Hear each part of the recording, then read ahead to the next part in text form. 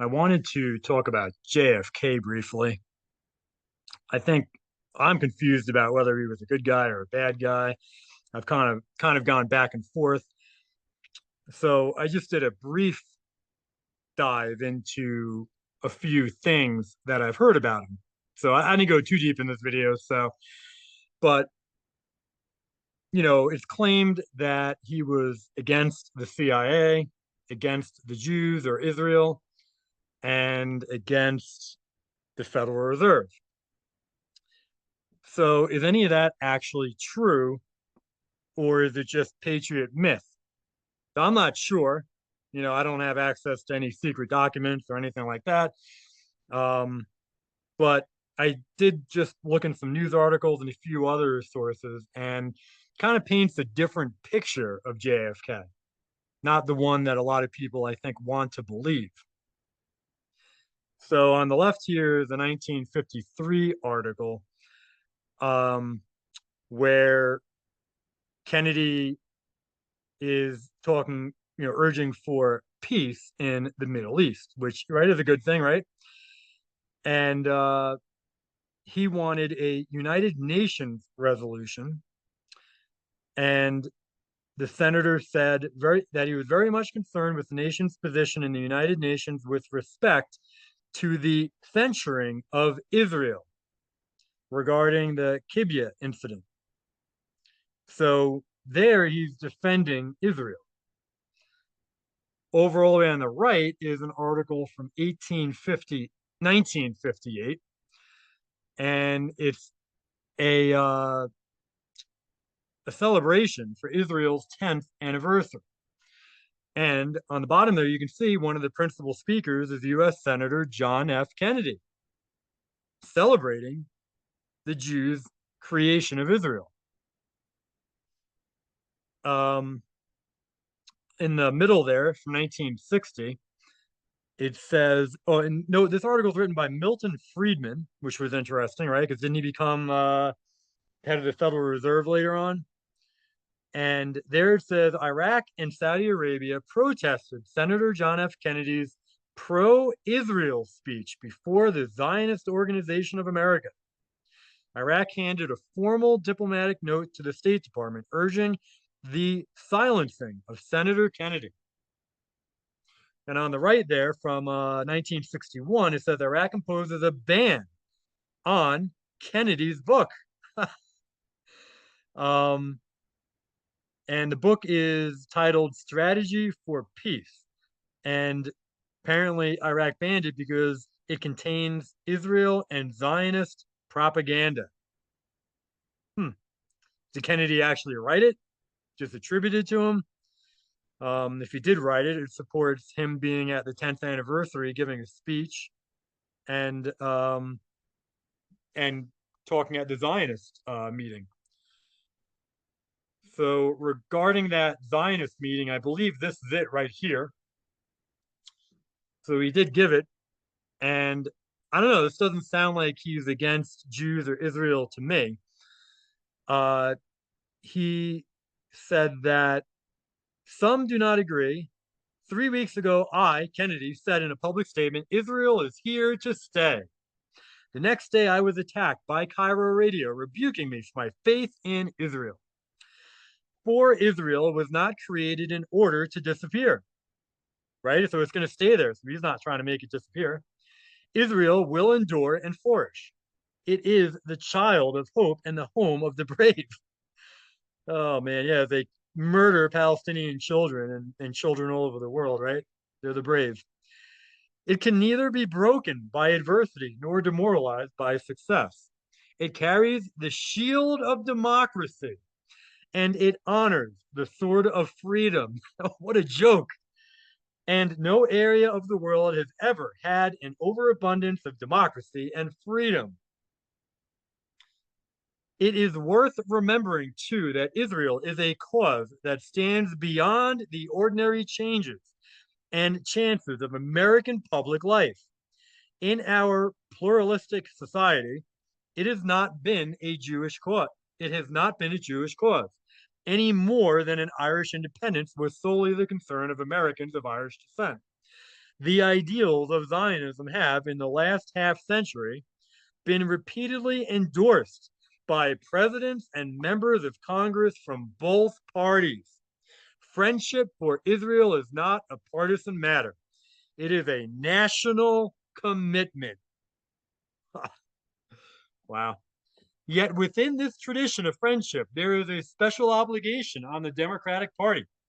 It was President Woodrow Wilson who forecast the prophetic wisdom, the creation of a Jewish homeland. And note, my note, wasn't it also Woodrow Wilson, or I should say the people behind him, who had Woodrow Wilson push the New World Order? That's when you started seeing that word being used, was during World War I and right after, with the creation of the League of Nations that Woodrow Wilson and his handlers pushed. Anyway, continuing, it was President Franklin Roosevelt who kept alive the hopes of Jewish redemption during the Nazi terror. So there, Kennedy is using the word Nazi, so clearly he does not know the truth about the National Socialists or what Germany was fighting for, because he would never use the Jewish derogatory term Nazi. And it's funny they say there that Franklin Roosevelt kept alive the hopes of the New World Order, right? By destroying the people who were resisting the Jew world order, the Germans, and basically all of Europe. Anyway, continuing, it was President Harry Truman who first recognized the new state of Israel.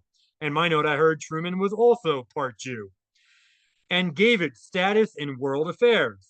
And may I add that it would be my hope and pledge to continue this democratic tradition and to be worthy of it. First, I propose that the new president reaffirm our sincere friendship for all the people of the Middle East, whatever their religion or race or politics. So that sounds good, right, from a worldly perspective. Second, I propose that we make it crystal clear that the United States means what it said in the Tripartite Declaration of 1950, that we will act promptly and decisively against any nation in the Middle East which attacks its neighbor. I don't think the US stuck to that, right? Because Israel has attacked all their neighbors since its very existence. So here's an article from 1960, and I'm not going to read it. You can pause it and read it, but it just talks about the man behind Kennedy. Note this was also written by Milton Friedman. Milton Friedman seemed to really like to write about JFK. Uh, anyway, the Jew behind Kennedy is Mike Feldman. So go research him. But anyway, it's interesting that Kennedy, of course, has Jew handlers. So was he really opposing the Jews if he's got Jews telling him what to do? So top left there, it's from the Arizona Post, 1960, yet another article by Milton Friedman. It says Senator Kennedy pledged we will never turn our back on our steadfast friends in Israel, whose adherence to the democratic way of life must be admired by all friends of freedom. It's unbelievable. Um, yeah, on the bottom left there, it says Kennedy was an honorary Jubilee chairman. So Kennedy has accepted the honorary chairmanship of the Diamond Jubilee observance of Yeshiva University. So yeah, I'm pretty sure that's a Jewish university. So, and then over on the right from 1960, there's a picture of Kennedy and a Jew, Goldberg. And the title says JFK cabinet makes history. President-elect John F. Kennedy announced the appointment of Arthur J. Goldberg uh, as Secretary of Labor. The appointment puts two Jews into the United States cabinet for the first time in American history. Senator Kennedy previously had chosen Governor Abraham Ribicoff as his Secretary of Health, Education, and Welfare. So that statement, if you read that article, isn't actually true because there were Jews in the cabinet going all the way back to at least Lincoln. And well, in reality, I mean, Lincoln was part Jew, and Alexander Hamilton in the very beginning of our country was part Jew, was a Jew. So this isn't actually a true statement, but it's interesting that they point that out here. that he did put Jews in his cabinet. So you can't say he's anti-Jew when he's putting Jews in his cabinet and he's backed by Jews, or at least that contradicts the story we're told. So maybe he had a reason for that. So this is interesting. From 1961, action to free silver taken by president. Congress asked to eliminate all bills backed by metal, make it a commodity. So it says the silver certificate, a familiar item of currency since 1878, will disappear from circulation if Congress approves President Kennedy's new silver policy. All $1 bills are silver certificates, right? So those are actually issued by the government, not by the Federal Reserve, as are some $2, $5, and $10 bills. All of these would be discarded during the next 25 or 30 years to be replaced by Federal Reserve banknotes, which are backed by gold, but they weren't backed by gold. That's a big that's a joke and a lie. So, but holy cow! So there is supposedly JFK putting in a bill to or law, or wants to put in a bill or a law to remove the remaining silver money out of circulation and replace it with Federal Reserve banknotes. That doesn't sound like he opposes the Federal Reserve to me, if this is true. It says while Congress would have to approve this part of the Kennedy plan, so they're calling it his plan, the Kennedy plan, the president yesterday ordered an immediate end to Treasury sales of silver at artificially low prices. Moving down more, the Kennedy program would represent the most important national change in silver in many decades. In effect, the president wants to end silver status as an important monetary metal and make it a freely traded commodity like copper or soybeans. So that's interesting because remember, if you read about the greenback era, the greenback, the Grange, oh man, I remember what it was called, but anyway, back in the late 1700s, 1870s to probably I guess early 1900s, that was what there was a big fight over in the U.S. was over using silver and gold and greenbacks as money, and obviously the bankers wanted to demonetize, and they did demonetize silver. Right, it wasn't used to be able to pay taxes and debt or something like that anymore. And that fight went all the way up through, I think, William Jennings Bryan in the early 1900s. So here, Kennedy is just completing that banker agenda now, almost 100 years after it began. So it says Mr. Kennedy directed the Treasury to stop using the stockpile as a source of supply for coin making. So he's saying don't use silver as money. That's unbelievable. He said that henceforth, silver needed by the mints should be withdrawn from monetary reserves with an equivalent amount of silver certificates pulled out of circulation at the same time, right? So he's taking real money out of circulation. Real money that people could use, he is removing. The Treasury will begin at once to withdraw $5 and $10 silver certificates in order to tap reserves needed for coinage. Before it could withdraw $1 and $2 certificates, Congress would have to authorize Federal Reserve notes in these denominations.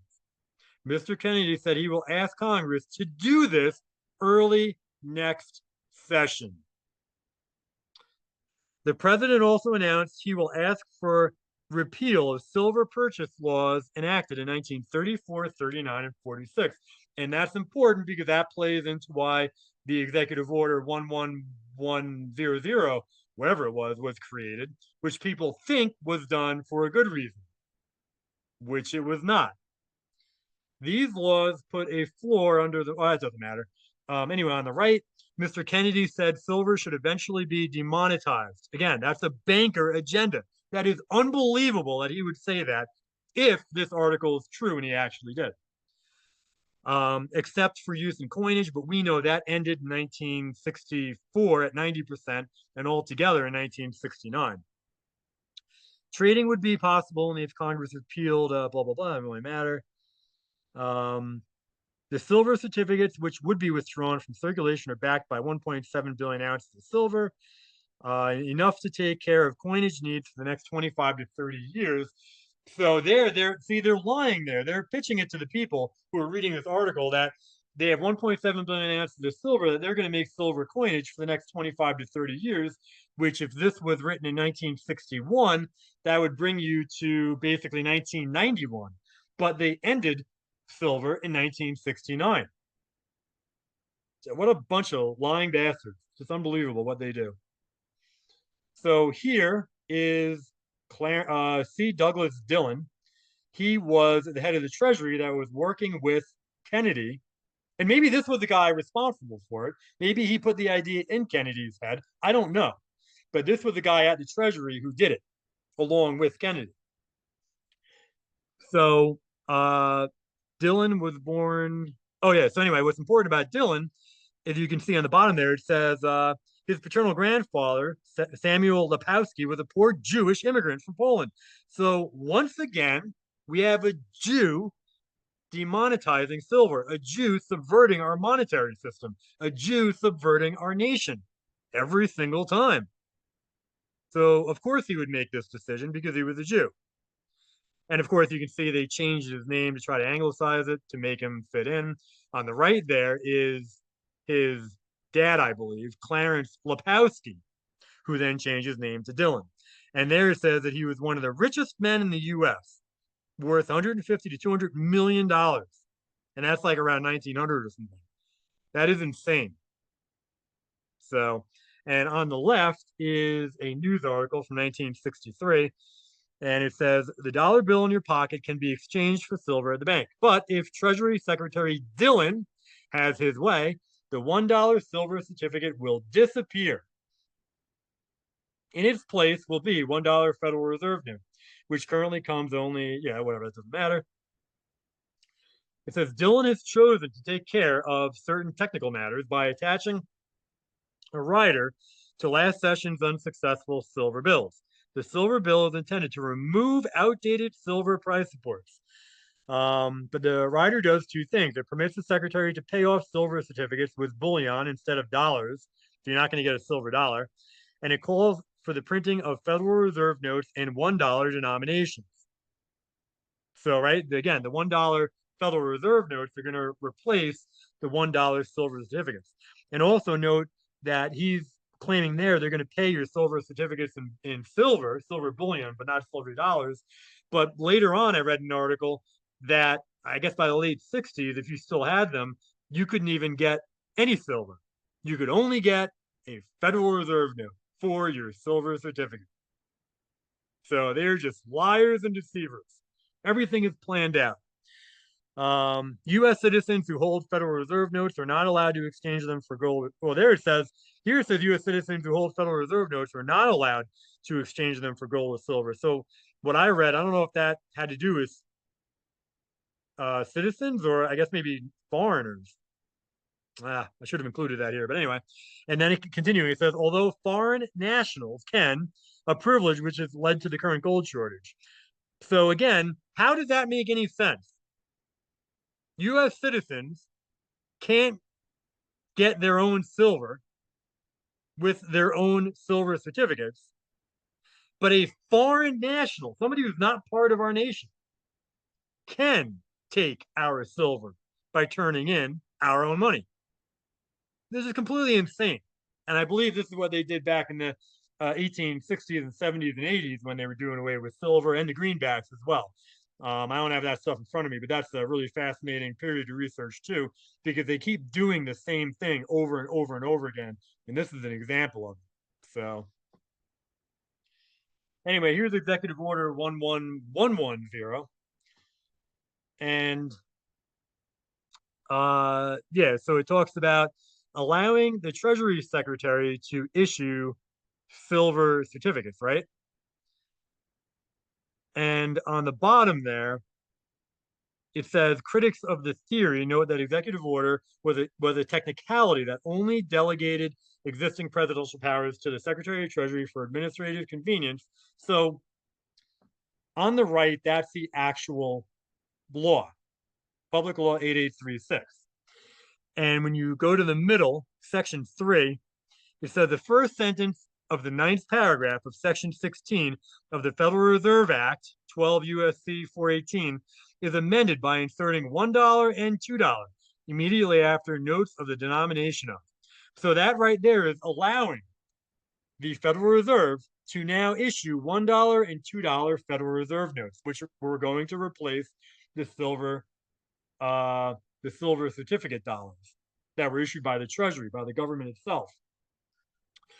Now, top, um, on the top, section 1, it says the Silver Purchase Act of 1934 and 1939 and 1946 are hereby repealed. So now on the bottom left, it says silver certificate, US. It says, as was usual with currency during this period, the year date on the bill did not reflect when it was printed, but rather, I'm sorry, here it is. Under the Silver Purchase Act of 1934, which was just repealed, the authority to issue silver certificates was given to the United States Secretary of the Treasury, right? So this Public Law 8836, which Kennedy and Dillon submitted to Congress, which Congress approved, repealed the Silver Purchase Act of 1934, which took away the ability of the United States Secretary of Treasury to issue silver certificates, but they still needed to issue some for some reason, just for a short period of time. So Kennedy issued Executive Order 11110 in order to give back that authority to issue silver certificates to the U.S. Secretary of Treasury. It was nothing new. He wasn't doing anything to oppose the Federal Reserve Act. He literally just helped the Federal Reserve Act here with this public law. So, I mean, that's unbelievable. And so that refutes all of the patriot truther claims that Kennedy was opposing the Federal Reserve Act with this executive order. And therefore, this executive order would give the Jews no reason, or the CIA or anybody else, any reason whatsoever to kill him. Now, I'm not claiming they didn't kill him. I believe that they did kill him. I'm just saying this can't be the reason for it. So therefore, what is the reason why they killed him? Now, I don't know. I don't have the answer, but it's not this. Here's Public Law 8836. Oh, I already showed you that. So why did I put this here? Oh, there was a reason. So it just said there, Kennedy signed the bill into law on June 4th, 1963. So Kennedy obviously he pushed and supported and signed off on this law. So again, he's not opposing the Federal Reserve. There it said the act became law and repealed the Silver Purchase Act of 1934. And yeah, on the same day, he issued the executive order. So, oh, there on the bottom it says the Silver Purchase Act had authorized and required the Secretary of the Treasury to buy silver and issue silver certificates.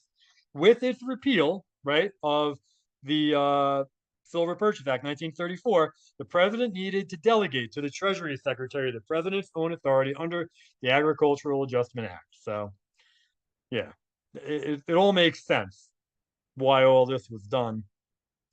Here's the 12 U.S. Code 418, the printing of notes, right? I showed you that here in section 3 of Public Law 8836.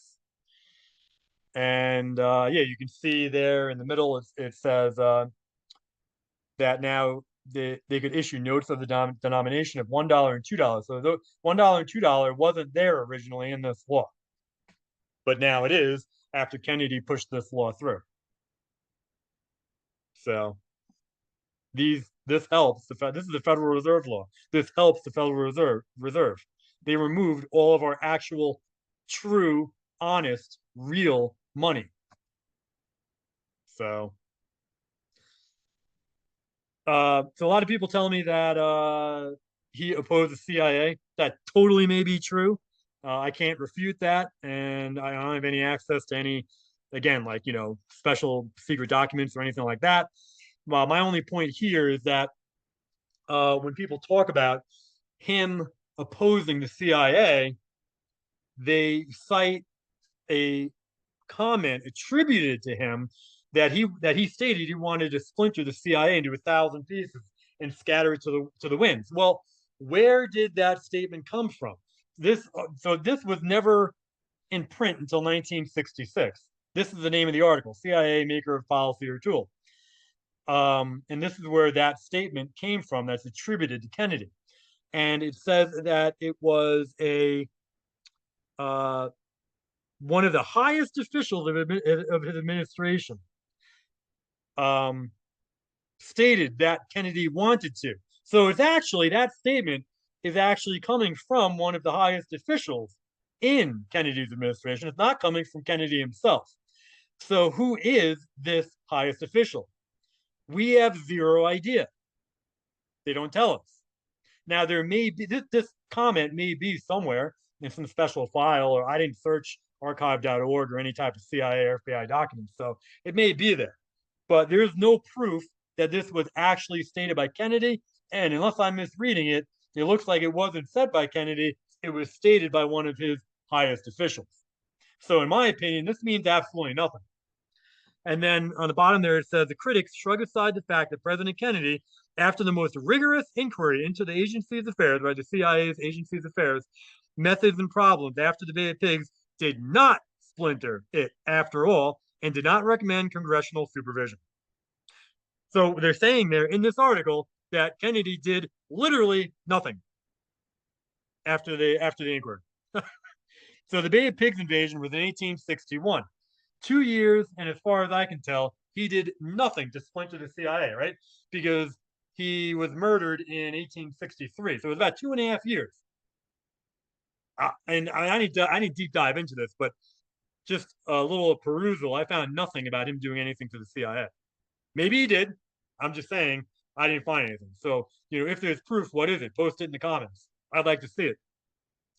So now, again, this does not mean the CIA or the Jews controlling the CIA did not kill him. I think the government or the CIA did kill Kennedy. But what's the real reason, right? Just the same question with the Federal Reserve thing. So Kennedy loved Israel. He was helping the Federal Reserve. He supported the UN, and I don't see any evidence of him dismantling the CIA. So if you take those four reasons out of the reasons why he would have been murdered, what was the reason why he was murdered? And there was definitely a reason. They didn't kill him for no reason. But what is it? So here is an article from 1960. I don't know why I keep on saying 1800. 1963. And it says Abraham Lincoln's statue looks down on the flag draped casket of President Kennedy. So, I mean, they took this picture on purpose. It's not an accident. Abe Lincoln was a Jew. He was a monster. He was part of the conspiracy. He helped destroy the United States and its people. There was a complete Jew Marxist takeover during the Civil War in his government. So he was considered a martyr of the Jews. And after the war, the Jews even claimed that he was part Jew. And you can watch some videos from Mike Gaddy. Mike Gaddy does a good deep dive into the history of Lincoln and pretty much shows that Lincoln is part Jew. So, and on the right, it says Jewish Community Memorial for our martyr president, John F. Kennedy. Just unbelievable. So the Jews are considering a memorial. I mean, this could be propaganda, you know, could be, trying to lead people astray, but I don't know. And you can see Mayor Feldman, right? Wasn't that the guy who was backing Kennedy? And then to finish it off here, here's an article from December 13th, 1963. The John F. Kennedy Memorial Building being built in Jerusalem, Israel. I never heard of such a thing. I literally had no idea this thing even existed. And there on the right-hand side is a picture of it. This is a memorial to their martyr, John F. Kennedy. He was the president of the United States of America.